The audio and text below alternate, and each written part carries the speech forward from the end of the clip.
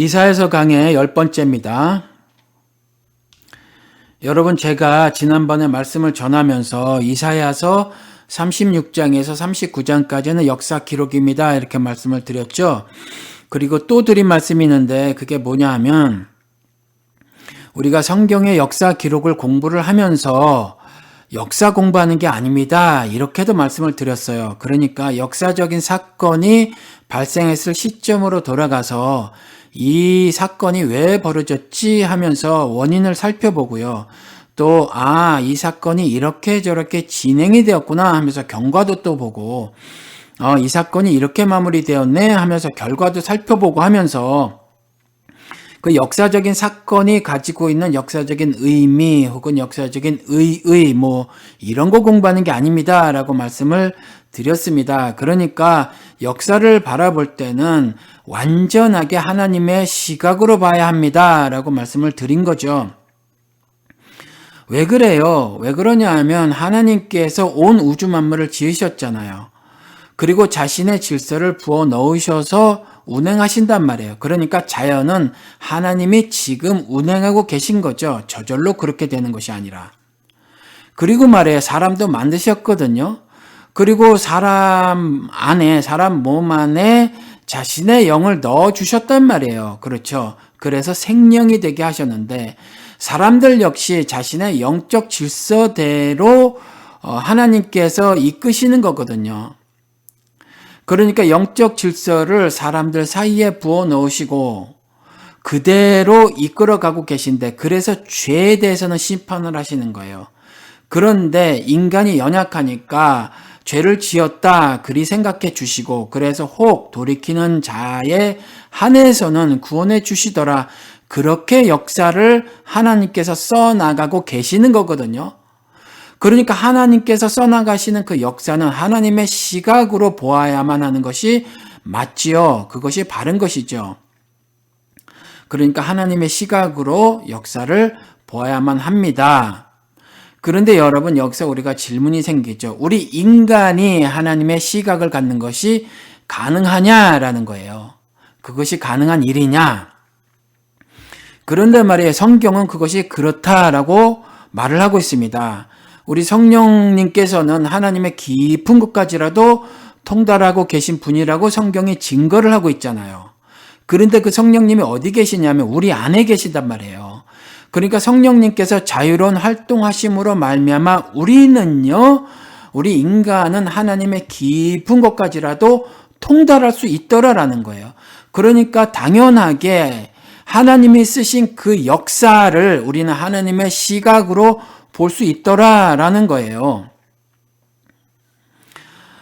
그러니까 여러분, 제가 지난주에 이 성경의 역사 기록은 믿음의 눈으로 읽어야 하는 겁니다 라고도 말씀을 드렸죠. 이 믿음의 눈을 우리가 흔히 영안이라고 하죠. 그러니까 이 믿음의 눈 역시 우리가 무슨 예를 들어서 지식에 힘이 있어서 갖게 되는 것이 아니라 이 성령님께서 활동하심으로 갖게 되는 거죠.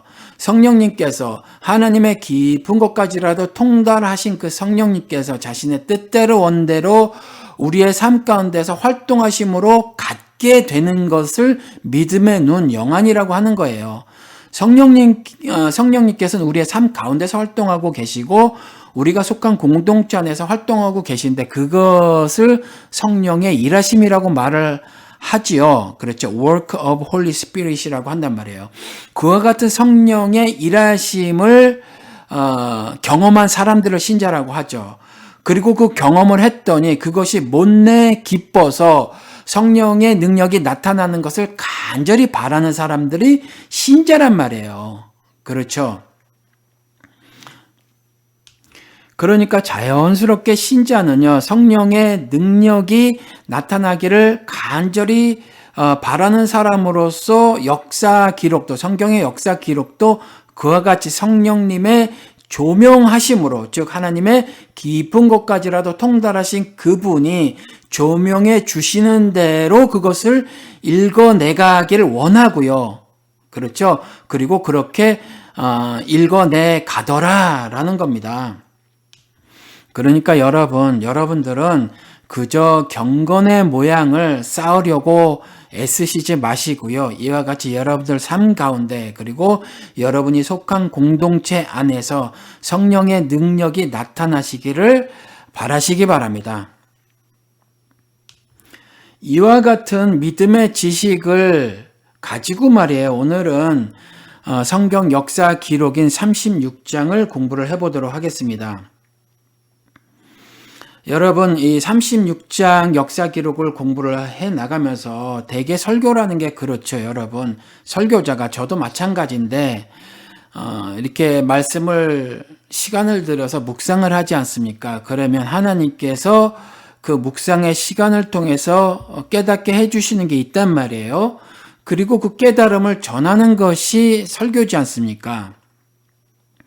그런데 오늘은 여러분들 이와 같이 제가 믿음의 지식이 이런 것입니다 라고 말씀을 드렸잖아요. 그러니까 오늘은 어떻게 말씀을 전할 거냐 하면 여러분들에게 그저 질문을 한번 해보도록 하겠습니다. 그러니까 여러분들이 스스로 생각을 해보시도록 하는 거죠. 근데 말씀은 그렇게 드렸어도 사실은 제가 질문을 드린다고 하더라도 제가 묵상한 것을 가지고 질문을 드릴 테니까 아무래도 그 질문 가운데 질문의 형식을 빌지만 제가 묵상한 가운데 하나님이 깨닫게 해주신 깨달음이 사실은 녹아져 있겠죠. 그렇지만 질문을 드리는 형식으로 여러분들에게 말씀을 전하도록 하겠다라는 말입니다.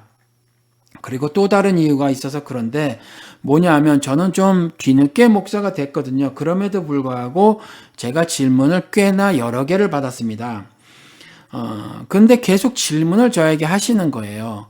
그래서 여러분들도 좀 답을 하고 사셔라. 왜냐하면 프리칭, 설교라고 하는 것은 설교자만, 그러니까 설교 라이센스 가진 목사만 하는 것이 아니라 땅끝까지 이르러 그리스도를 증거하는 사명을 하나님을 신앙하는 모든 사람이 다 받았잖아요. 그렇죠?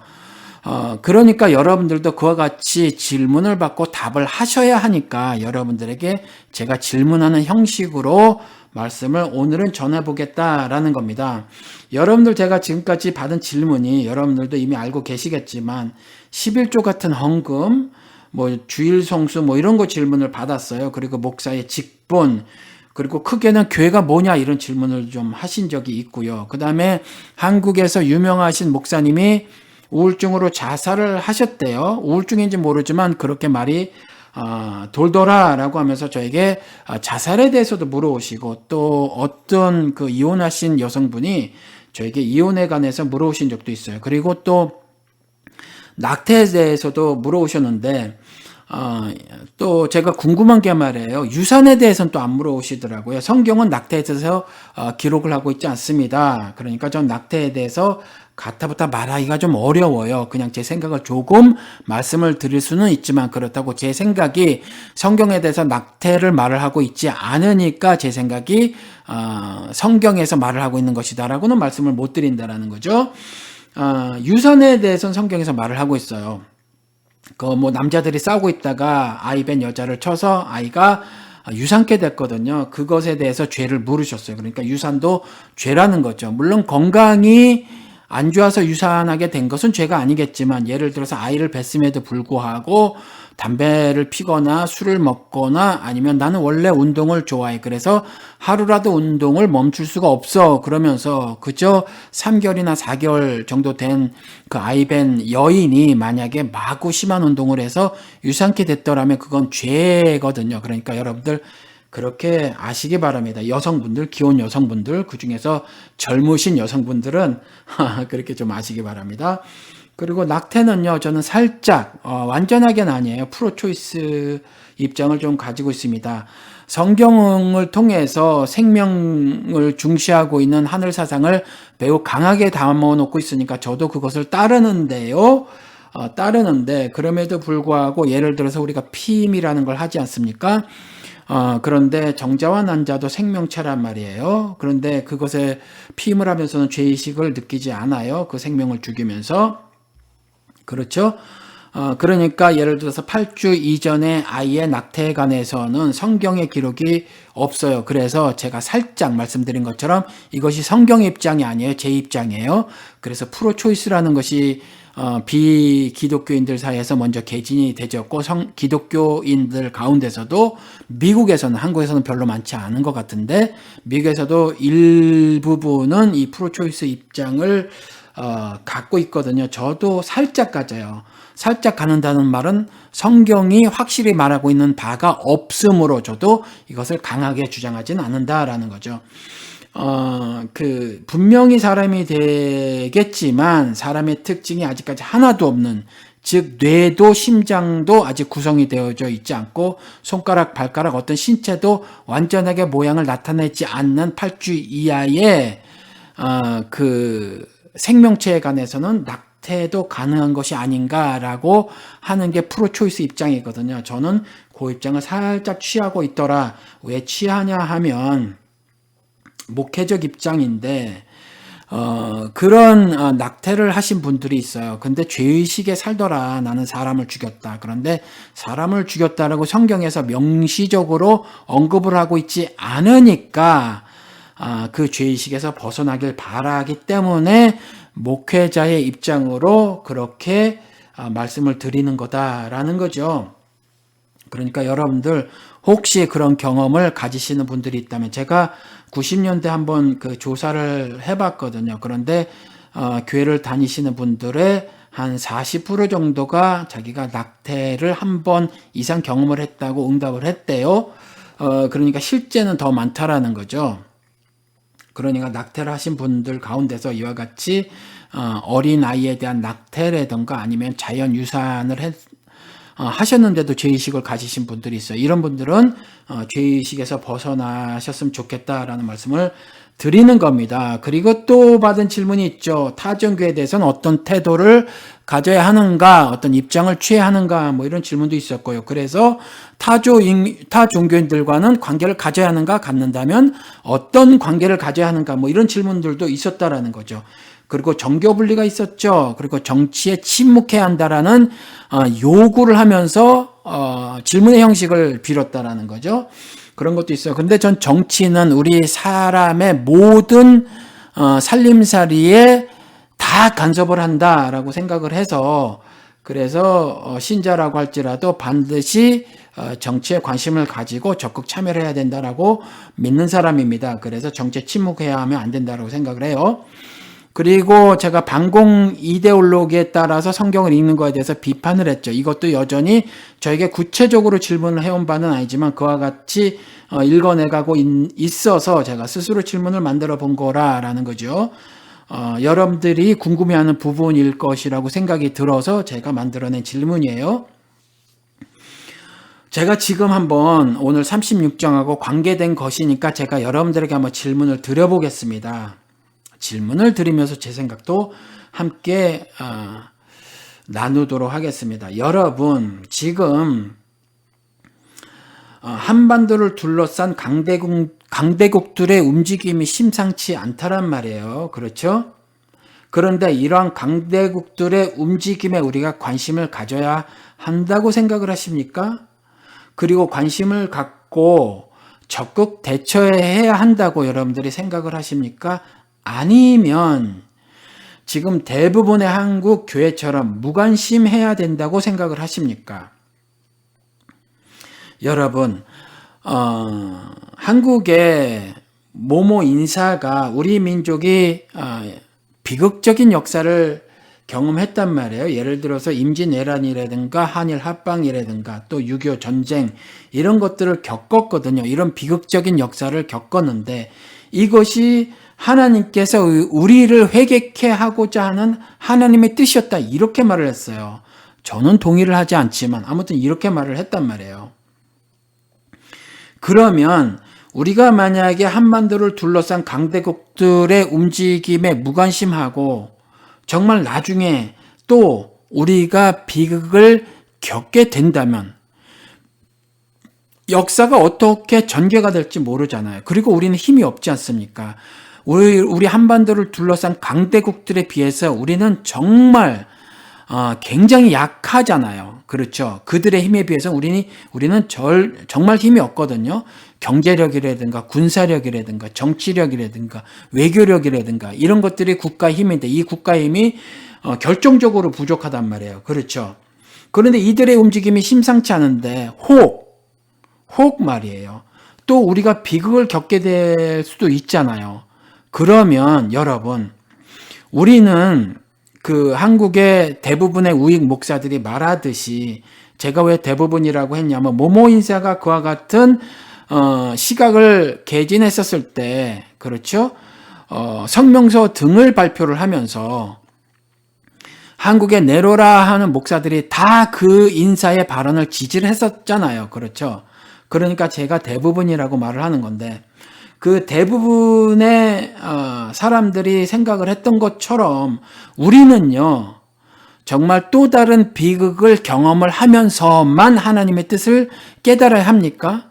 우리 민족은 맨날 죽임을 당하는 그러한 죽음의 폭력을 당하면서, 그것도 불특정 다수의 어마무시한 숫자의 죽임을 당하는 비극을 경험하면서만 하나님의 뜻을 깨달아야 하는 비극적 운명을 타고난 백성입니까? 여러분들 어떻게 생각을 하십니까?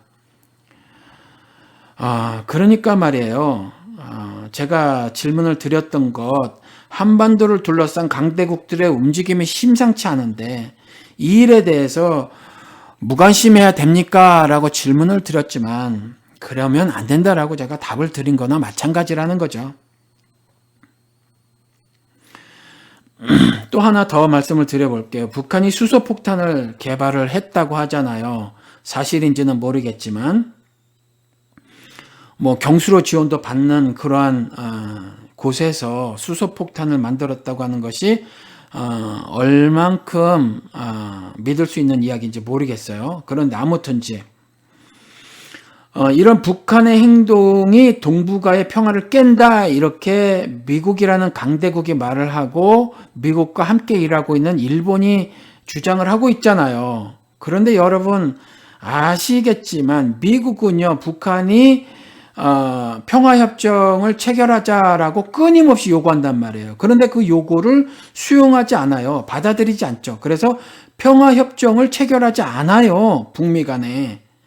평화협정을 체결하지 않으면서 북한이 평화를 깬다라고 말하는 것을 우리가 어떻게 받아들여야 하냐 말이에요. 그렇죠? 이러한 상황 전개에 그리스도를 신앙하는 사람으로 어떤 태도를 가져야 할까요? 우리 요엘서를 통해서 보아도 땅에 다른 나라 군인이 주둔하게 되는 거, 그러니까 주둔하게 되는 게 아니라 들어오게 되는 거, 외국 군인의 발이 우리 땅을 밟는 것에 대해서 경고를 하고 있거든요. 그렇죠? 그리고 외국 군대의 발이 우리 땅을 밟음으로 인해서 생겨진 일이 올리브 나무가 하얗게 말라버린다. 그런 그렇게 땅이 회파가 된다라고 예언의 말씀을 해놓고 있거든요. 그런 예언은 우리가 어떻게 읽어야 하냐 말이에요. 이런 한반도를 둘러싼 강대국들의 움직임에 무관심해야 한다라고 생각을 한다면, 그렇게 믿어야 한다면 이와 같은 요엘서는 우리가 어떻게 해석을 할 수 있느냐라는 말이죠. 제가 조금 전에 믿음의 눈, 영안 이거 말씀드렸잖아요. 그렇죠. 하나님을 자신의 주와 구세주로 받아들이지 않는 사람들은 두 개의 눈이 있어요.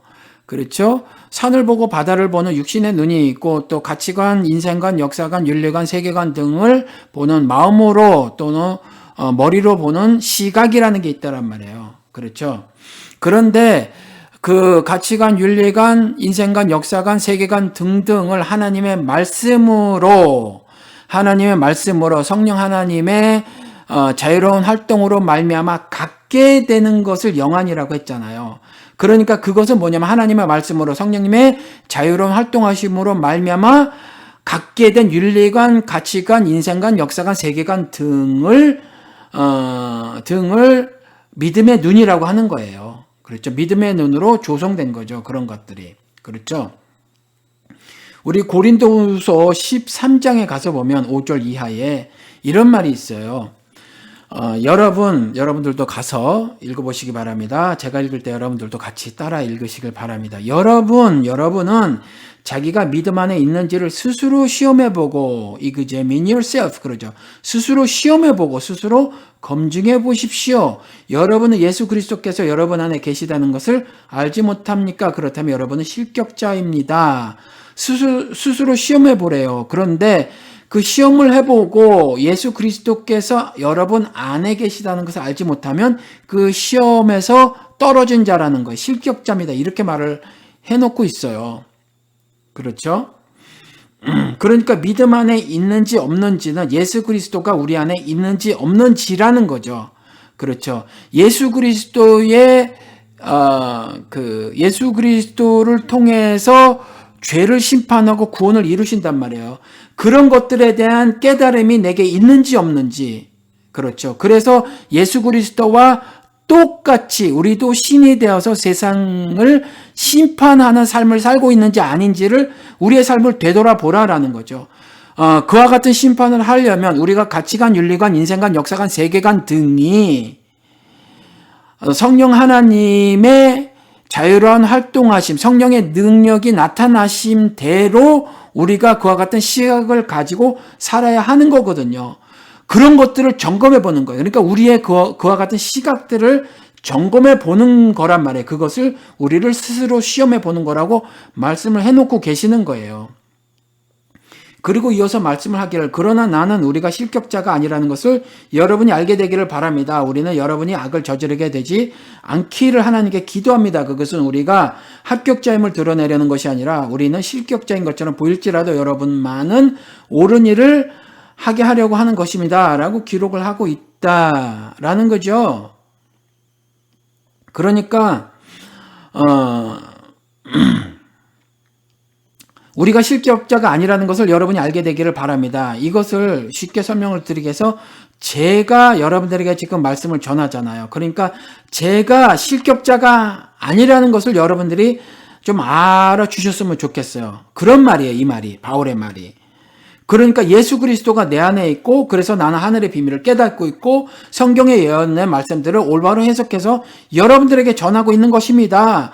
그러니까 하늘의 시각을 갖고 믿음의 눈으로 성경을 읽고 여러분들에게 전하는 것입니다. 그러니까 가치관, 인생관, 역사관, 윤리관, 세계관 등등을 하늘의 시각으로 갖고 우리가 실제로 경험하고 있는 일들, 조금 전에 예로 들어드린, 예를 들어서 한반도를 둘러싸고 있는 강대국들의 움직임에 관한 성경적인 이해를 가지고 여러분들에게 2016년 현재 역사를 말씀을 드리는 겁니다. 이 말씀 드리는 거예요. 이해가 되시죠? 실격자가 아니라고 하는 것은. 그리고 나서 바로 한 말이 뭐예요? 여러분들이 악을 저지르지 않게 되기를 하나님께 기도합니다. 이와 같이 하나님의 시각을 갖지 못해서, 믿음의 눈을 갖지 못해서, 영안을 갖지 못해서 여러분들이 직접 경험하고 있는 2016년 한반도를 둘러싸고 있는 강대국들의 움직임을 하나님의 시각대로 읽어내지 못하면 악을 저지르게 되는데, 그와 같이 내가 실격자가 아니니까, 우리가 실격자가 아니라는 것을 여러분이 알아서 악을 저지르지 않게 되기를 우리가 하나님께 간절히 간구하고 기도합니다 라고 바울이 말을 하고 있더라라는 거예요. 그리고 그 이유는 다시 반복을 해서 말씀을 드려요. 이와 같이 말을 하면 사람들이 교만하다고 깨달을까봐, 그렇게 생각을 할까봐 바울 역시 말을 하고 있는 것이 뭐냐면, 그것은 우리가 합격자임을 드러내려는 것이 아니라, 자랑하려고 하는 것이 아니라 우리도 역시 실격자처럼 보인다라는 거죠. 왜요? 바울도 자기가 죄를 늘상 짓고 알면서도 짓는다고 고백을 하잖아요. 연약한 존재인 거거든요. 그러니까 자기도 실패할 경우가 많이 있어요. 그럼에도 불구하고 하늘의 비밀을 깨달았잖아요. 믿음의 눈으로 역사를 보잖아요. 하나님의 시각으로 역사를 해석을 할 줄 아니까, 그럼에도 불구하고 우리가 실격자인 것처럼 보일지라도, 이렇게 말을 하고 있는 거죠. 실격자가 아니라고 앞에서 말을 언급을 했잖아요. 그렇지만 자기들도 실격자처럼 보인다는 거죠. 그래서 실격자처럼 보일지라도 여러분만은 옳은 일을 하게 하려고 하는 것입니다. 우리는 실격자가 아니므로, 그래서 그와 같이 2016년에 우리 주변에서 발생하고 있는 그와 같은 역사를 하늘의 시각으로, 하나님의 시각으로 읽고 해석함으로 그것을 해석하지 못해서 여러분들이 악을 저지르는 일이 없게 되기를 내가 간절히 바라고 있습니다라고 말씀을 하는 거예요. 그래서 자기의 입장을 다시 한번 말을 하는데, 그것이 8절, 우리는 진리를 거슬러서는 아무것도 할 수 없고 오직 진리를 위해서만 무언가 할 수 있습니다 라고 하면서 자신이 올바른 믿음의 시각을 가지고 있음을 말을 하고 있죠. 그렇죠. 진리가 누구예요? 예수 그리스도. 그렇죠. 그렇게 말을 하고 있는 거예요. 오늘 36장 보면 랍사게라는 사람이 말을 합니다. 그 말을 길게 기록을 하고 있어요. 한번 들어보실래요? 4절에 이렇게 말을 하고 있습니다. 랍사게가 그들에게 말하였다. 랍사게는 사네립이 보낸 자죠. 사네립이 보낸 자인데, 랍사게가 그들에게 말하였다. 4절에, 그리고 6절에 랍사게가 이렇게 말을 하죠. 너는 이집트를 의지한다. 여러분, 우리가 지금 누구를 의지하고 있습니까? 랍사게가 그렇게 말을 하고 있는 거예요. 랍사게가 너는 이집트를 의지한다. 이렇게 말을 하죠. 그리고 7절에 너희가 주 너희 하나님을 의지한다고 말을 한다. 이렇게 말을 하고 있어요. 랍사게가. 구체적으로 똑부러지게 말을 하고 있지는 않지만 우리나라 현 정권이 미국하고 결탁이 되어졌을 때 그래서 미국의 입장을 그대로 반영을 해서 뭐 사드 배치를 하느니 마느니, 그리고 지금까지 한국 군대에서 벌이지 않은 최대의 훈련을 서해상에서 벌이느니 마느니 했었을 때, 실제로 벌였을 때 중국이 뭐라고 했더라, 간접적으로. 그렇죠. 뭔가 비슷한 말 같지 않아요? 너희들이 이집트를 의지한다. 그리고 그러한 일들을 한국 기독교계에서 뭐를 하고 있죠? 우리는 하나님을 신앙한다, 하나님을 의지한다 라고 말을 하고 있지 않습니까? 그렇죠? 그런데 사실은요, 이와 같은 말을 저는 개인적으로 하나님께서 랍사게를 통해서 이스라엘에게 하신 말씀이잖아요. 그렇죠? 그 말을 들었어야 옳아요. 하나님을 의지했어야 옳습니다. 그것이 37장에 나와요. 우리 요것은 다음에 말씀을 전해드리도록 하겠습니다. 그러니까 물론 랍사게는 하나님의 말씀을 전하는 것은 아니에요. 그렇지만 하나님은 랍사게를 통해서 이스라엘에게 하시는 말씀이 있다라는 거죠. 그래서 우리는 귀를 열고요. 귀를 최대한도로 열어서 세상에서 뭐라고 말하고 있는지를 들어야 해요. 그것을 듣지 않으면 결국 망하더라라는 거예요. 망하더라. 누구의 손에 의해서? 세상의 손에 의해서, 아시리아 손에 의해서, 바벨론의 손에 의해서 하나님의 백성이 망하더라라는 거잖아요. 그것이 성경의 기록이잖아요. 그렇죠?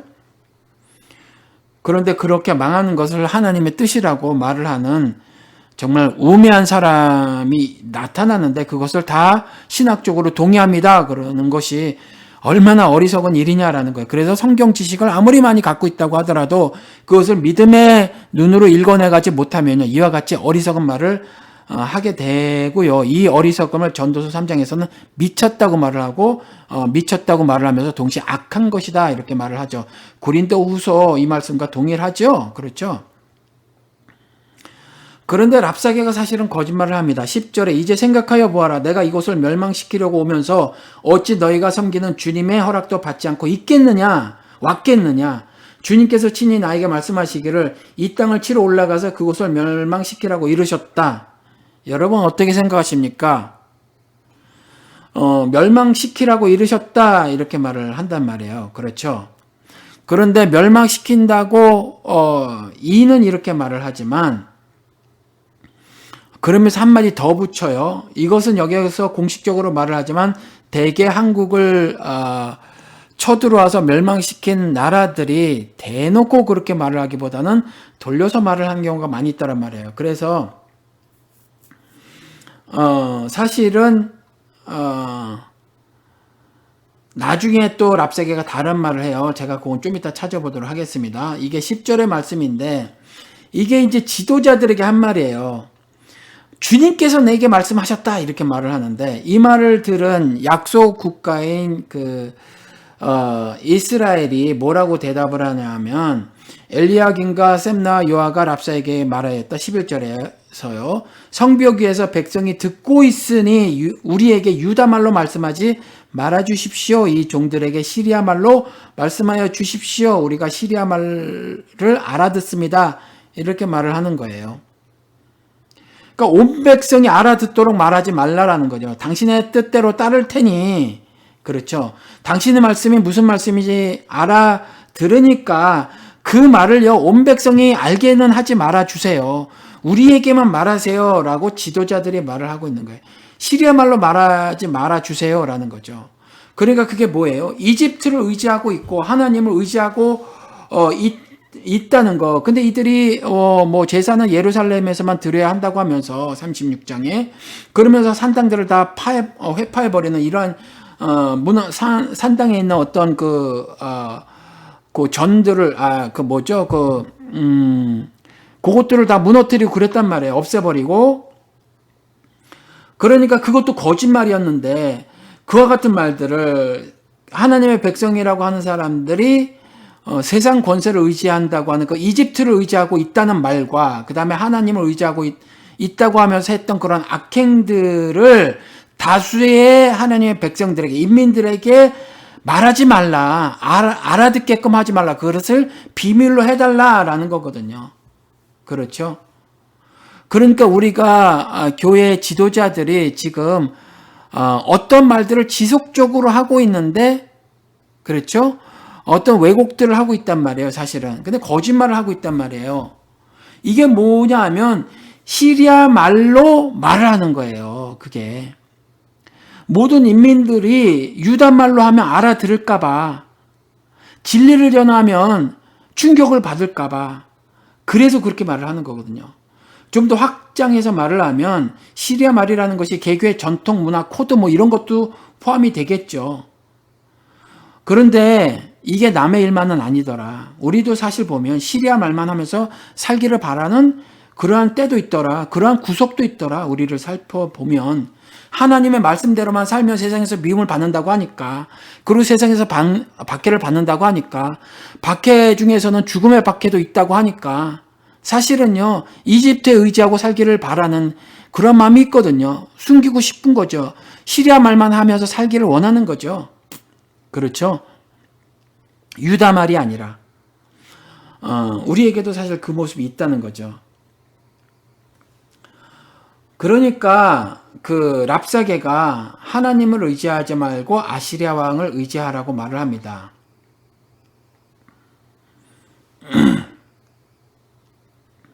13절서부터 15절까지인데 읽어드릴게요. 랍사게가 일어나서 유다 말로 크게 외쳤다. 시리아 말로 하지 않죠. 다 알아들으라는 거예요. 이스라엘아 다 들어라. 이러는 거죠. 너희는 위대한 왕이신 아시리아의 임금님께서 하시는 말씀을 들어라. 임금님께서 이렇게 말씀하신다. 히스기야에게 속지 말아라. 그는 너희를 구원하여 낼 수 없다.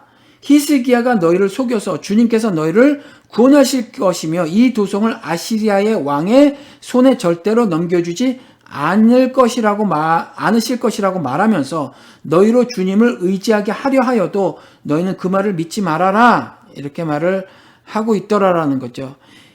히스기야가 돌이켜서 올바로 백성에게 하늘의 뜻을 전달할 거예요. 그렇죠. 37장에 그 말씀을 기록을 해놓고 있는데 랍사게가 그렇게 말하는 거예요. 말씀드린 것처럼 랍사게는 주님의 말씀을 전하는 게 아니에요. 그렇지만 랍사게를 통해서 하나님께서 경고하시는 것도 있더라라는 거죠. 모든 말이 다 그렇다라는 것은 아닙니다. 그래서 랍사게가 일어나서 너희들이 세상 것을 의지하잖아. 세상 권세를 의지하잖아. 세상 힘을 의지하지. 이집트라고 하는, 그런데 이집트를 의지할 것이 아니야. 우리를 의지해야 해. 라고 유다 말로 온 이스라엘이 듣도록 말을 하더라라는 거죠. 왜? 우리가 더 강한 권세를 가지고 있으니까, 우리는 더 큰 힘을 가지고 있으니까, 우리의 임금은 위대하신 왕이시여서 우리의 말씀을 너희들이 듣고 사는 것이 너희들에게 더 유익하다라고, 이롭다라고 말을 하는 거예요. 그러고 나서 신앙을 버리도록 종용을 하는 거죠. 너희는 절대로 히스기야에게 속지 말아라 라고 말을 하는 거예요. 그렇죠? 한국 교회에도 분명히 옳은 말씀을 전하는 목사들이 있을 거예요. 또 우리 흔히 평신다라고, 제가 이 구분을 달리 할 방도가 없어서 그렇게 말씀을 드린다라고 했죠. 그런데 아무튼 평신도라고 하시는 분들 가운데서도 그러신 분이 계시리라 믿습니다. 우리 작은 교회 성도님들은 적어도 그런 분이라고 저는 개인적으로 믿어요. 그러니까 여러분들도 이와 같이 올바로 분별을 하여서, 그래서 이렇게 거짓말하는 랍사개들 있지 않습니까? 이 수많은 랍사개들의 거짓말을 분별해서 이집트뿐만이 아니라 아시리아에게도 기대서는 안 된다라고 우리가 말을 해야 한다라는 거죠. 이와 같이 한반도를 둘러싼 어느 강대국에도 우리의 삶을 의지해서 우리가 우리의 역사를 써나갈 것이 아니다. 우리는 전적으로 하나님을 의지하는 믿음을 가지고 우리 한민족의 삶을 앞으로도 살아나가야 한다라는 믿음을 갖고 살아야 한다라는 거죠. 그렇죠. 그러면서 아시리아가 이집트에게 의지할 것 아니야라고 하면서 한 말이 뭐냐면, 이어서 제가 조금 전에 말씀드린 것처럼 16절 이하 볼까요?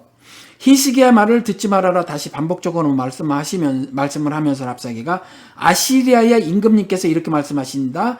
나와 평화 조약을 맺고 나에게로 나와라. 우리가 한미 평화 조약, 평화 조약이 아니죠. 군사 협정 이런 거 맺고 말이에요. 그다음 우방이니 맹방이니 혈방이니 우린 그러잖아요. 미국은 한국을 향해서 혈맹이니 이런 거 말하지 않아요. 맹방이니. 그런데 한국에서 그렇게 말을 하죠.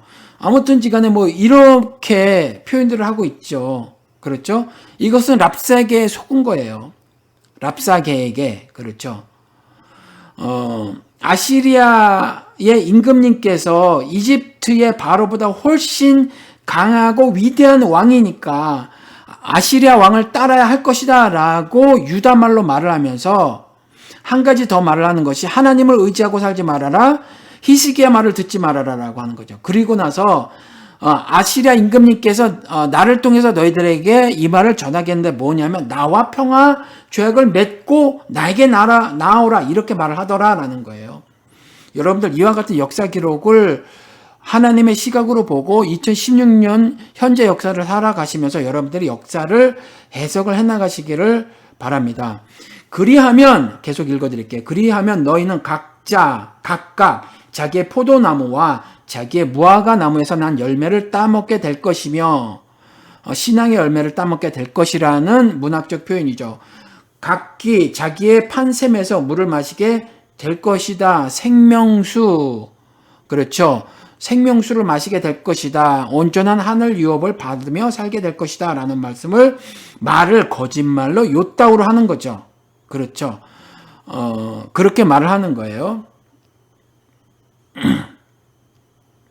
아시리아 임금이 나와 평화 조약을 맺게 되면 너희들이 하나님이라고 하는 너희 주께서 준다고 하는 것을 내가 주겠다라고 말을 하는 거죠. 이스라엘이 이것에 많이 속고 인생을 살았어요. 그래서 바알도 섬기고 아세라도 섬기고 막 그랬다라는 거죠. 그리고 17절에 이어서, 이제 곧 내가 가서 너희의 땅과 같은 땅, 곧 곡식과 새 포도주가 나는 땅, 빵과 포도원이 있는 땅으로 너희를 데려갈 터이니 라고 미혹을 하고서는 결국 이들을 포로로 잡아가죠. 나중에 이렇게 거짓말을 해요. 그리고 18절에 히스기야가 너희를 깨워 주님께서 틀림없이 너희를 구원하실 것이라고 말하여도 저와 여러분들이 대한민국 그리고 또 온 세계 열방에 퍼져 있는 모든 한민족들에게 그와 같은 말을 할지라도, 그렇게 말할지라도 랍사게는 이렇게 말한다는 거죠. 우리의 말을 듣지 말아라라고 할 거라는 거예요. 그러면 우리는 어떻게 해야 하겠습니까? 누군가가 그와 같이 강한 힘, 아시리아 왕의 힘을 가진 사람들이 우리를 방해할 거예요. 그러니까 당연히 우리는 목을 내놓고 하늘의 뜻을 전해야 한단 말이죠. 그렇죠. 18절 다시 읽어드려 볼게요. 히스기야가 너희를 꾀어 우리가 꿰는 것처럼 세상은 그렇게 거짓말 할 거란 말이에요. 꿰어 주님께서 틀림없이 너희를 구원하실 것이라고 이제 우리는 그렇게 말을 할 거예요. 그런데 할 거라고 말하더라도 너희는 속지 말아라. 이렇게 랍사게가 말을 한단 말이에요. 그런데 그럼에도 불구하고 우리가 맞서서 오히려 이집트보다 강하다고 하는 그 아시리아 임금의 말을 듣고 살 것이 아니라 왕의 왕이신 하나님을 섬기고 살아야 합니다라는 말을 우리는 하고 살아야 했잖아요. 그러니 당연히 우리에겐 박해가 뒤따를 것이라는 거죠. 이어서 말을 하죠. 문민족의 신들 가운데서 그 어느 신이 아시리아 왕의 손에서 자기 땅을 구원한 일이 있느냐. 그러니까 온 우주 만물을 지으시고 사람도 지으신 그 여호와 하나님을 그저 자신들이 부어 만든 우상과 동일시하면서 그 민족이 섬기고 있다고 하는 그 신들, 사실은 말 못하는 우상에 불과한 그것들이 과연 아시리아 왕의 손에서 구원을 받은 족속이 있느냐 민족이 있느냐라고 하면서 너희들도 돌이켜라라는 거죠. 믿음을 심각하게 시험을 하죠. 그렇죠. 심각하게 시험을 하는 거예요. 너희들의 살림살이를 보아라는 거죠. 예수 믿으면 뭐해? 하나님을 섬기면 뭐해? 너희들의 현재의 삶은 이와 같이 참혹하잖아 라는 거거든요. 여러분, 예수 그리스도를 따른다고 하는 제자들도 10명이 죽임을 당하고요. 1명은 터키 밑에 조그만 섬에 유배되어서 나머지 삶을 살다가 거기서 죽어야만 했었다라는 거죠. 그렇죠. 그것을 여러분들이 알고 신자로서의 올바른 처신을 해야 될 것이라고 믿습니다. 계시록 6장 4절에 가서 보면 이런 기록이 있어요. 여러분들 이걸 좀 아셨으면 좋겠습니다. 계시록 6장 4절. 그때에 불빛과 같은 다른 말 한 마리가 뛰어나오는데 개역개정에서는 붉은 말이라고 되어 있어요. 여기서는 불빛과 같은 말이라고 되어 있는데 영어 성경에서도 red horse예요. 붉은 말. 그러니까 사실은 색깔은 중요한 건 아니에요. 문학적으로 그렇게 표현한 거니까. 아무튼 붉은 말 한 마리가 뛰어나오는데 그 위에 탄 사람은 사람들이 서로 죽이는 일이 벌어지도록 땅에서 평화를 없애는 권세를 받아서 가졌습니다. 또 큰 칼을 받아서 가지고 있었습니다. 여러분, 이와 같이 아시리아 왕이 제안한 평화 조약 있지 않습니까? 이거는요, 아시리아 왕이 깬단 말이에요. 이 아시리아 왕이 붉은 말 위에 탄 사람이거든요. 세상 임금들을 말을 하는 거예요. 여기 그 계시록 6장에 나온 무슨 말을 탄 자, 무슨 말을 탄 자, 무슨 말을 탄 자, 이 탄자들은 다 세상 임금이거나 세상 권세, 바다에서 나온 짐승들이라고 하는 것, 또 다른 표현으로 세상 임금이거나 거짓 종교 지도자들을 말을 하는 거거든요. 그러니까 흰 말을 탄 자는 예수 코스프레 하는 거잖아요. 계시록 19장에 나온 거, 제가 이사야서 말씀을 강의를 하면서 한번 말씀드린 거, 계시록 19장에 나오는 그 흰말 탄 자가 예수 그리스도인데 그거 코스프레 하는 거예요. 흰말 타고 나와서 속이는 거거든요. 똑같이 거짓 종교 지도자들이나 세상 임금, 아시리아 왕 같은, 이집트 왕 같은 그런 자들이거든요. 내게로 와서 평화를 누려라, 나와 평화 조약을 맺어라라고 아시리아 임금이 나 랍사게를 통해서 너희들에게 말을 하였다라는 거거든요. 나와 평화 조약을 맺자, 나에게로 나오라, 이렇게 말을 했다는 거죠. 근데 그 평화 조약을 누가 깨요? 붉은 말 탄 자, 아시리아 왕이 깨달아라는 거거든요. 여러분 그걸 아셔야 돼요. 여러분들의 세상에서 평화를 절대로 이룰 수가 없어요. 죄 지은 인간은 스스로 평화를 만들어내지 못한다는 거죠. 절대로 평화로운 세상을 인간들은 스스로 구축할 수가 없어요. 결코 없습니다. 절대선이신 하나님만을 의지하고 살아야 되는 이유라는 거예요. 그것이 절대절명의 일이라는 거예요. 우리 인간들에게는, 연약한 인간들에게는. 그러니까 세상 권세에 의지하고 살아서는 안 돼요. 거짓 종교 지도자에게 의지해서 살아서는 안 돼요. 일단 교인들을 잔뜩 끌어모아서 세를 가지고 있잖아요. 그러면 아무리 성품이 온화하고 말이 고상하고 또 입성이 단정하고 그 다음에 사람들에게 정말 착하고 말이에요. 그렇다고 하더라도 만약에 그가 종교적 권세를 누리고 있잖아요. 그러면 한번 의심해 봐야 한다는 거예요, 여러분. 의심해 봐야 해요. 그렇죠? 우리는요, 어차피 육신은 세상과 결박되어져 있어요. 그래서 세상의 법제도 장치를 거부하고 살 수는 없습니다. 근데 그게 못내 괴롭다고 해서 SNF처럼 저 멀리 들에 나가서 굴파고 살 수는 없잖아요. 예수 그리스도도 그리 오시지 않았거든요. 그리고 시장 오기에서 말씀을 전했단 말이에요. 그리고 하나님을 신앙한다고 하면서 사실은 인간의 도덕적 품성이나 업그레이드를 하려고 했던 그런 유대인들이 모이고 있는 유대인의 회당에 들어가서 말씀을 전하기도 했더라라는 거죠. 좀 넓게 확장을 해서 말씀을 드리면 이슬람 교도 한가운데서 해도 되고요. 불교 절에서 저를 초청한다면 저는 감히 가서 말씀을 전할 수 있다라는 거죠. 그렇게 하셨단 말이에요. 그러니까 저 멀리 떨어져서 뚝 떨어져서 현대도 그렇죠. 뭐 폴리가미라고 미국엔 가끔 있는데 제가 웨이코라는 데가 있어요. 여기서부터 한 1시간 뭐 10분 20분 떨어진 데거든요.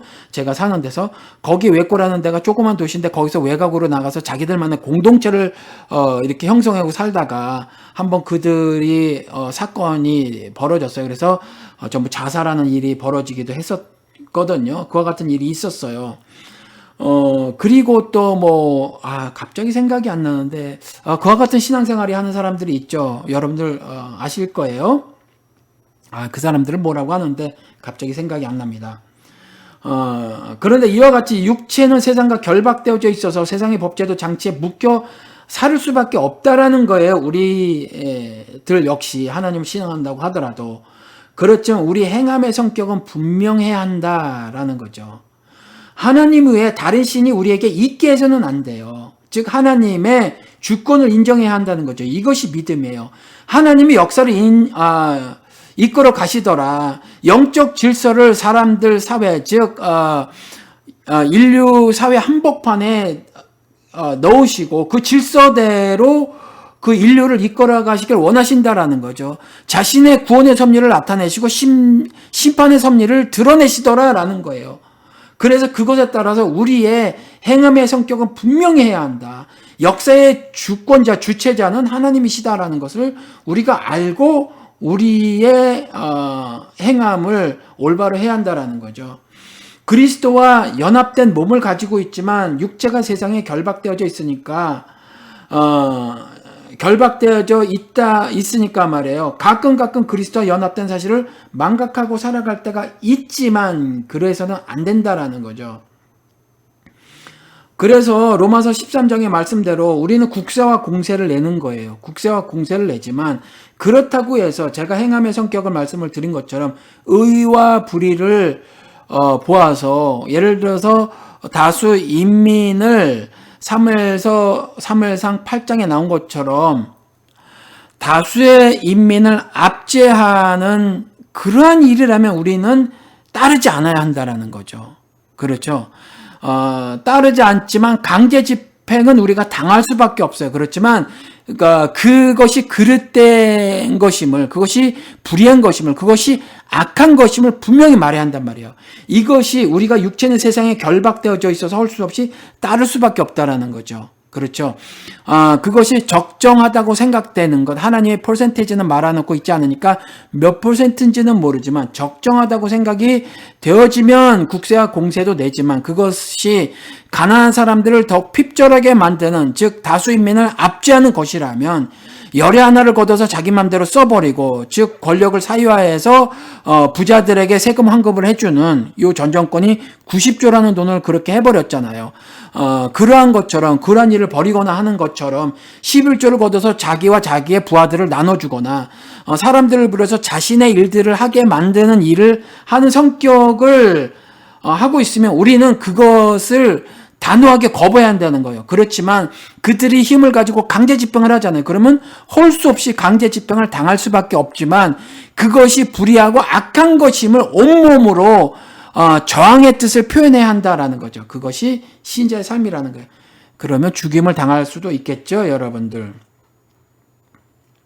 이와 같이 36장에는 하나님의 백성이라고 하는 그 남유다 사람들에게 이와 같이 말을 전하고 있는 거예요. 이스라엘 사람들에게. 그렇죠. 네, 랍사게가 와서 말을 하는 거예요. 근데 랍사게의 말을 다 무시할 건 아니다. 그 중에 일부는 하나님의 메시지로 여러분들이 들으실 것도 있더라. 하나님이 진짜로 그렇게 사용하셨는지도 모른다라는 거죠. 어떤 부분은. 근데 그것을 여러분들이 어떻게 구분하셔야 되냐면 세상에서 던져지는 말들 있잖아요. 그 말 가운데 우리가 우리의 신앙인으로서의 삶에 그것을 가지고 왔었을 때 우리의 삶에 유익하잖아요. 만약에 하나님을 신앙하는 것에 유익하잖아요. 그런 것은 우리가 하나님의 말씀으로 들어야 해요. 물론 그 세상 사람이 하나님의 말씀을 한 것이 아닐지라도 우리가 그것을 하나님의 말씀으로 들을 수는 있더라라는 겁니다. 랍사게는 여전히 전했던 말이 뭐냐 하면 우리 아시리아 왕, 위대한 왕에게 나와서 평화 조약을 체결해라. 그런데 사실은 고전의 지도자들에게 뭐라고 말을 했어요? 내가 너희들이 믿는 주님의 뜻에 따라서 사실은 이 땅을 멸망시키러 왔다 이렇게 말을 하잖아요. 그러니까 그 종교 지도자들이 뭐라고 말해요? 유다 말로 하지 마라 주세요. 시리아 말로 해 주세요라는 거죠. 근데 조금 전에 말씀드린 것처럼 우리도 우리 스스로 시리아 말만 하고 살기를 원하는 사람들이 있더라. 세상 말만 하고 살기를 원하는 사람들이 있더라. 세상의 뜻대로, 세상의 원대로. 왜요? 우린 약하니까. 우린 육신이 약하니까, 연약하니까. 그렇죠? 하나님의 말씀대로 살면 죽임을 당할 수 있으니까 어마어마한 손해가 내 삶에 발생할 수 있으니까. 그럴 때 여러분 차라리 내가 절뚝발이로 살망정에 내 환도뼈를 쳐주세요. 무릎 꿇고 기도하시고요. 차라리 내가 눈이 뽑혀서 음란한 짓을 저지르지 않고 살게 해주세요. 그리고 차라리 천국 백성의 삶을 살겠습니다. 기도하시고요. 차라리 그와 같이 불의한 일을 탐하는 손이 있으면 내가 끊어내지기를 원합니다. 라고 기도를 하시고 차라리 불구의 몸으로 천국 백성이 되겠습니다. 하시는 기도를 올리시라고요. 그게 낫다라는 거죠. 그렇게 사는 것을 신자의 삶이라고 합니다. 그런데 그런 것들이 말이에요. 여전히 고통스러워서 사실은 자처하기가 쉽지 않아요.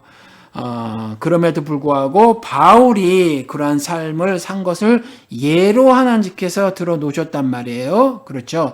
그리고 12제자의 삶을 들어놓으셨어요. 근데 대부분의 삶은 역사를 통해서 보면 그와 같은 죽임을 당하지 않고 그와 같이 바울과 같은 어마무시한 폭력을 당하지는 않더라. 박해를 당하고 미움을 당해도 그와 같은 극단적인 죽음의 폭력 같은 박해를 당하지는 않는 것이 대부분의 인생이더라. 하나님께서 자신의 백성을 모두 다 그렇게 당하게 하시지는 않더라. 역사를 통해서 보니까. 그런데 여러분, 그럼에도 불구하고 그런 것들을 각오를 하고 사는 것이 신자가 아니겠습니까? 여러분, 제가 질문을 드린다고 하면서 질문 속에 저를 통해서 깨닫게 해주신 하늘 섭리 깨달음이 아무래도 농하 있을 것입니다. 라고 말씀을 드렸죠. 그래서 아마 제가 그냥 또 이렇게 말씀을 전하다 보니 설교자로서의 버릇을 버리지 못하고 제가 답 같은 것을 제시했나 봐요. 그런데 그럼에도 불구하고 여러분들에게 다시 질문을 던지면서 말씀을 마치도록 하겠습니다. 2016년 현재 역사를 사시면서 여러분들 삶의 삶을 간섭하고 있는 모든 일들, 직접적으로 간섭을 하거나 간접적으로 간섭을 하거나 아니면 그 간섭이 이후에 나타날 어떤 것들에 대해서 여러분들은 어떻게 해석을 하시겠습니까? 어떤 시각을 가지고 그걸 읽어내 가시겠습니까? 지난주에 말씀드린 것처럼 성경 기록을 가지고 그 나레이션을 통해서 조직화하고 원리화된 교훈을 가지고 현재 역사를 우리가 해석을 할 수 있잖아요. 그러니까 여러분들이 36장을 조직화하고 원리화한 교훈을 여러분들이 이제 취하셨으니 그것을 가지고 2016년 오늘을 살아가는 여러분들이 오늘 역사를 어떻게 읽으시겠습니까? 어떻게 해석하시겠습니까? 한 달 후면 이제 제가 여러분들을 만납니다. 그때 여러분들 나누시자고요. 여러분들이 제가 드린 질문, 그 질문에 대해서 각각 하나님이 주신 성령이 여러분들 삶 속에서 그리고 여러분들이 속해 있는 공동체에서 자유롭게 자신의 원과 뜻대로 활동하심으로 말미암아 여러분들이 갖게 된 그 믿음의 눈으로 읽으신 그 역사를 저와도 함께 나누시고 그런 시간을 가지시자고요. 말씀을 마치겠습니다.